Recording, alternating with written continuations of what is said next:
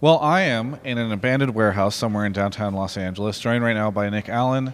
And I think this is the future team house for the team, right? Exactly. Do you like the motif? Yeah, it's very nice. The people walking around in the background on their way to the bathroom, I think. It's called exposed brick. It's very avant-garde. Yes, very nice.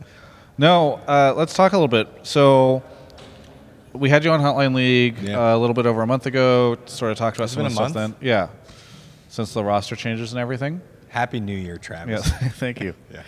LCS is starting up in just a little bit, and all the rosters have been finalized. How confident are you in your team's situation? Very confident. Okay. Yeah. So Darshan told me first place at the end of the split in the rankings.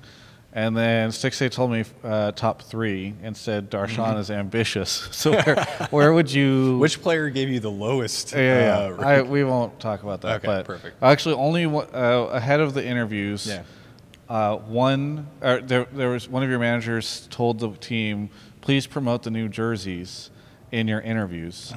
Only one of them remembered to do it. I won't tell you which one. Oh, good. Yeah, so you'll find out. Well, should I promote it now or should I promote it? Okay. I don't. Nobody cares about these jerseys. Shout-outs at the end. No, so how are things going now at the start of the year? Any interesting projects that you can talk to? And you want to make sure the microphone's in front of you. Is this how these work? Yeah, you used to work at IPL. I just talk right into this thing? Yeah, exactly. All these years used to know all these microphones, how this business works. I think a lot of the start of the season has been getting our infrastructure in place, bringing in the right coaches, bringing in the right analysts, just really evaluating what we need to be successful long term. And we've got Coach Tony at the helm, but we've got assembled a really exciting group of folks that are going to help our team be really, really successful. So that's been a lot of it. And then really, the start of the season comes new jerseys, which you can find on our website. But also, what is our marketing campaign? Like, what is our social presence going to look like? And there's a lot of big questions to answer going into the start of the season. That's not just like, who are our players going to be? So a lot of work in making sure that we we do interesting and cool new things, and that we are also engaging with our fans and doing things that they're going to like too. And so to understand what that is means talking with them, means a lot of evaluation, a lot of work. Yeah. So that's where we've been spending our time. By the way, am I looking at the camera? I'm like, I keep looking at the camera. You interviewed Reggie about his retirement interview in 2013. You know how to use. It's been a long time. Used to do interviews. You don't know what to do. Just this ambiance is really throwing me off my game. Yeah. So I follow you on Instagram. Okay. And I follow Reggie on Instagram. One of the things that I have noticed is both, as we're shooting this yesterday and several weeks ago, there were Instagram stories posted with you and what I noticed to be several of the other owners. That happened yesterday. What's going on with all you guys teaming up or hanging out or doing whatever you're doing? Well, great question, Trev. First off, just little killer question. A little bit of investigative. No, it's great. We hang out and we talk, and a lot of it's checking in to see how the start of the season is going. But also, we are all in this thing together in partnership with Riot, and so we want to help each other be successful. And so we share best practices. We talk about infrastructure, all the things that are going to help us be successful, and we all have learnings and unique approaches, right? There's all these new organizations coming into the league. A lot of these teams are backed by big, NBA franchises that come with tons of experience there too. And so, how do we just make sure that we're all as successful as possible? And so we come together, we talk, we converse, we share trade secrets. But more than anything, it's just it is a group of folks that want to see everyone succeed, and that's really what it's all about. One of the reasons I ask is because I feel as though, and I know you're somewhat new to being on the team side, though previously we're on the Riot side. This is somewhat new, for me at least. I think a lot of people previously had identified that very clearly Jack and Andy and Steve had a pretty good working relationship, and at other times you might see a couple of the team owners hang out together, work together. But this is the first time where I've seen in such a short time so much collaboration or conversation happening between all the different teams. And so do you think my assessment is correct that this is a new thing and then maybe sort of a byproduct of the franchising situation? I think the team owners were talking before. Like I would doubt that they weren't conversing at all. Yeah. But I think like you guys said we had LCS forever. Yeah, LCS. Yeah. Well, we were missing one team. We were missing one team from that. Gonna stay out of that one. It's Black Hole. Yeah. But I do think there is an intentionality of just wanting to make sure that we're all succeeding. Yeah. And me being a new, in this position, new to the team side, it would be foolish of me not to be asking, hey, Steve, hey, Jack, hey, Andy, hey, Rick Fox, right? Like, what are these things that you guys have learned that are going to be helpful for me to be successful? Because at the end of the day, there's revenue sharing. There's things that are all going to help prop us up. And so everyone wants to be giving it their best shot. And the best way to do that is to learn from each other, to glean new information and new ways of approaching things. So it's really, there is an intentionality about it. It is important that we're all successful. Is intentionality a word? You tell me, Travis. Did you're the journalist. Your new team owner friends teach you that word? Exactly. You're like, I read it on Word of the Day toilet paper. What is?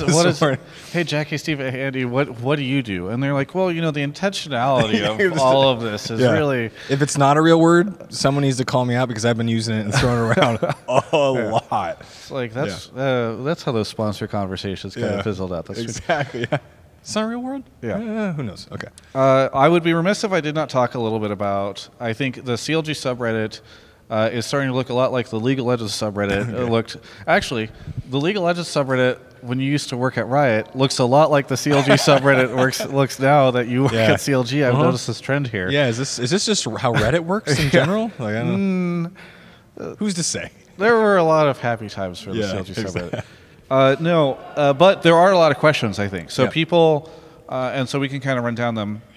One is a lot of people have identified that there's been a decent amount of staff changing at CLG. Alexia, who had been a face of the CLG leadership for a while, I think, I'm trying to remember if he used a twit longer. I think he used a Medium post, but I hope it wasn't a twit longer. No, I'm pretty sure it's twit longer. Oh, dear God. What was the thing that you hate? Yes. It was that one. Yeah, exactly. But he announced his departure from CLG, and I think a lot of other people, there was a thread at one point in time that identified a lot of the staff that had changed in the past couple of months. Mm-hmm. So what is there a correlation between you coming into the company and everybody, a lot of people turning over and new faces coming in, or why are we seeing so much change around this time? Gotcha. And it's a really good question, and I don't think we've come out and just addressed it.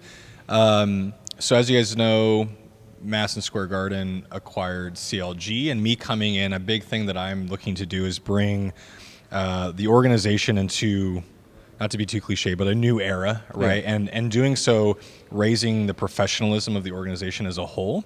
And so there's some changes that are happening where we're going to be moving out of our team house, which is not a secret. Melixia came out and said that. We're going to be moving into an office space, right? We are going to be changing the way that we approach marketing and some of the processes that we do things, right? A lot of the old ways that CLG used to do things are not the way that we're going to do it forward. Not to say that they're worse, but me being the head of the company now, I just have a different take on how I would like to see these things done. But also more than that, it isn't the same CLG that it was 6 months ago, that it was 2 years ago. And I think that transition for the organization is not easy for some folks within the team. And the CLG that they know and love, that they decided to be a part of, is changing, right? Yeah. And so and what this has resulted in is some folks have decided they're not going to be with CLG anymore. But more than that, I think, and we would have loved to have them staying with CLG, but more than that, it really is a new era and a new time. And the people that are continuing on with CLG, that are excited and fired up about what we're doing, we're really, really excited to have them. And the folks that aren't there, totally understandable. This isn't the organization that they got on board with originally. And so whether they go to a new team or they do other things other than esports, we're just looking to support them in every way that we can to help them in their future as best as possible. So I think the change, the disruption that it sort of causes with these changes is a reason that some folks have decided to part ways with CLG. Sure. Yeah. I think the other thing that a lot of people have been talking about recently is CLG getting out of a couple different esports scenes, maybe CSGO being the most notable. Mm-hmm. And I think a lot of people probably assumed, all right, we've got a big name company behind us. Yep. We should expect for them to not only maintain the rosters that they have right now, or at least the games that they are in, but to even, in some cases, double down on that. Mm-hmm. So seeing a departure from certain games probably is a bit jarring for folks. Why are we seeing this kind of disruption? Gotcha. It's a good question. So, I think a big goal of mine is to build a sustainable company, one that identifies game ecosystems that aren't egregiously sort of expensive and that aren't really, really tough to sustain a reasonable business model, I think is how I would position it. What that means is there are some games that it is extraordinary to break in, whether to support with infrastructure, with player salaries and different pieces, but really tough to monetize against. And those games at this time aren't ones that we're going to be choosing to be a part of.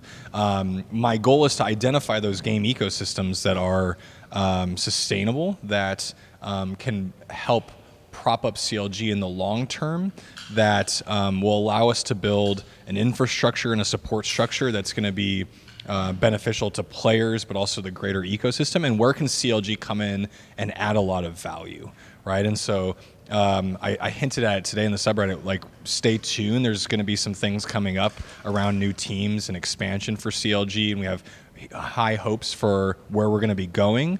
But I think we are being very critical at the ecosystems that we look at for sustainability. And that has led us on the path that we're at with CSGO and otherwise. Yeah. You used the phrase egregiously expensive. Would you say that CSGO is egregiously expensive? I would say that there are a lot of challenges with CSGO. I think it is incredibly tough to have a winning team, both on the infrastructure side and on the player salary side. In addition to that, it's no secret in the industry that it is increasingly difficult to bring in sponsorship revenue against CSGO because of sort of the political climate that exists in the world that we live in, terrorists versus counter-terrorists, red blood, that sort of thing. And so the combination of these two things, the result is an ecosystem that is really tough is unsustainable, at least for CLG. Now, I can't speak necessarily to the business models of other teams in the ecosystem who've decided to move forward and continue on with CSGO. But where we are as an organization, how we're continuing to move forward, we've decided that CSGO it just isn't right for us. Yeah. Earlier in the interview, you mentioned that Melixi had previously said that you guys will be moving into an office space. Team Liquid has made a very, very big deal about the new, I think it's officially called the Alienware Team Liquid Training Facility or something along those lines. And one of their big points that they mentioned, which you have to give them credit for this, is that they said that they continue to sort of push the envelope on this, and that they think that this is the future and not team houses, and sort of this is what Team Liquid's doing. What can you tell us about CLG's plans in that situation, and can you elaborate a little bit on sort of the hints that we've heard previously? Yeah, so not ready to get into the details of sort of what it's going to be, what it's going to look like. How many microwaves? Yeah, exactly. There's going to be one microwave. Okay. There's going to be an office for you, Travis. You come by anytime. Thank you. But more than that, I think our goal with a facility is, it's a bunch of different things. But one is trying to create a separation between sort of home life and work life, so that when people are at the office, they're there to work, they are fully engaged, that they are heads down working and completely focused on that, right? And when you live inside, at least for our organization, potentially others, when you live inside a team house and you're riding this balance between you live there and you work there, it's often can be challenging to maintain that focus because of just the environment that you're in. So that's a really important piece. And then I think beyond that too, an additional extension of that is work-life balance, right? It's easy when you're in this home environment where you work and live to be working 14, 16, 18 hours a day. You don't turn off. You don't have the ability to recover, to rest, and having a a facility will allow for that type of separation that's going to help you to maintain that focus, to get that rest that you need. Yeah. That, and houses aren't necessarily always equipped to have all of the needs to support a cutting edge team, which is what we want to be, whether through that's technology, environment, or what have you. And so a facility is going to allow us to do that. Do you think that these offices, because you mentioned them being able to assist with the work-life balance, and also sort of being able to separate, when you're at the office from home, do you think that for you personally, this will help with your work-life balance and being able to separate life from when you're, because I notice oftentimes, I'm trying to talk to you, you're at home, you're not responding. Okay. And you're working at home. Oh, I see. Yeah. And so will you be able to say, when you're at the office? This isn't about me, Travis. No, I think, part of it is leading by example, but I think more than that, when I'm in the office, I want to work, and when I'm not, I'm going to try not to work. Yeah. But I think the nature, a little bit of esports, at least in my position, is there's always something going on. There's always something interesting and compelling either to watch, to read about, chat with my good buddy Travis about what's happening in the ecosystem. Yeah. And that's something I choose into, and not sort of a result of the environment that I'm in, right? And so that's an important distinction as we move into this facility. Yeah. For, kind of switching back to the League of Legends team, since we've got LCS on the horizon, this offseason I've heard was very, very hectic. You kind of mentioned this previously. Now that the dust has settled, what do you think of sort of where everything has landed, and kind of reflecting back on that couple of days that everybody was kind of rushing around and trying to get stuff done? What is your take on all that stuff, kind of given this now month time that you've been able to kind of think retrospectively about all of it? Yeah, I don't think anyone was totally prepared for how, I think, competitive and how much work it was going to be in the offseason to secure your roster, get everything in place for this new era for League of Legends, for the LCS. And as a result of that, I think people really were working holidays, or working through the holidays, just to make sure that everything was in place. And maybe that's short-sighted on my side or my part, or others. But with the new teams coming in, wanting to make a lasting impression, obviously first impressions are super important. They want to come in, they want to build their fan base, and they're going to be willing to go after this top talent.